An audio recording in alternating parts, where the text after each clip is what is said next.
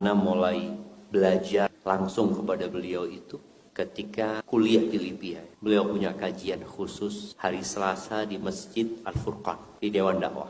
Habis zuhur biasanya. Ana juga ngaji sama beliau di Bogor, tapi nggak serius. Kenapa? Karena perjalanan dari Jakarta ke Bogor ya, dari angkot ke kereta ke angkot lagi, sampai tempat kajian itu sudah teler, udah ngantuk ya Allah seperti itu. Tapi yang jelas ana mendapatkan banyak ilmu dari beliau. Dan tadi Ustadz Ami juga menyampaikan kita ketika dekat sama Ustadz itu bukan hanya dari materi yang disampaikan, tapi dari adab dan akhlak beliau.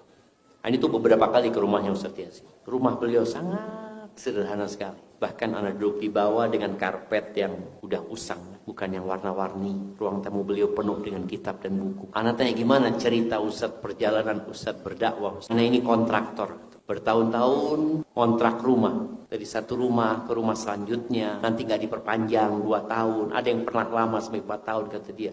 Kata beliau yang paling capek itu mindah kitab, kata dia.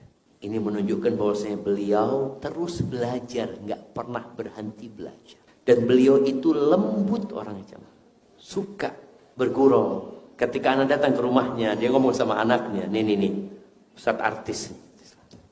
Ente itu jangan foto-foto terus, kata Ustadz ngomong sama anak.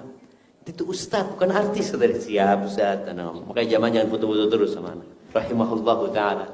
Sampai terakhir anak ke sana, anak ngomong sama Ustadz. Ustadz, anak mau bawa istri anak Ustadz ke rumah Ustadz. Kenapa? Supaya istrinya belajar sama istri Ustadz. Bagaimana sabarnya menghadapi perjuangan seorang Ustadz. Bagaimana suaminya dihina, suaminya dimaki, bagaimana suaminya diusir, kan hati istri itu. Kata Ustadz, siap, dibawa, sudah nggak apa-apa. Dan Alhamdulillah, anak sempat bawa istri anak untuk bertemu sama Ustadz Yazid, sama keluarganya. Akhirnya mak-mak kumpul sama mak-mak sendiri. Yang jelas, perjuangan itu membutuhkan pengorbanan. Dan fitnah umat Islam ini adalah harta. Semua umat itu punya fitnah, dan fitnah umatku adalah harta, kata Nabi SAW. Sejak anak pulang dari rumahnya Ustadz Yazid, anak itu sering dikasih sama jamaah itu tas-tas branded ya. Masih barang-barang branded. Anak ngomong sama mereka, anak jangan dikasih lagi.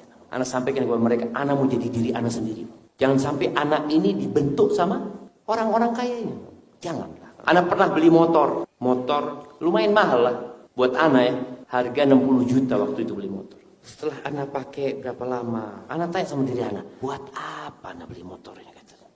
Akhirnya anak jual lagi sudah, anak pakai motor biasa. Artinya dari rumahnya Ustadz Yazid, anak itu jadi lebih zuhud. Setelah melihat beliau seperti itu, dengan gaya hidupnya yang biasa aja ya. Subhanallah, ada satu kisah indah ya. Anak nggak tahu beliau itu punya WA.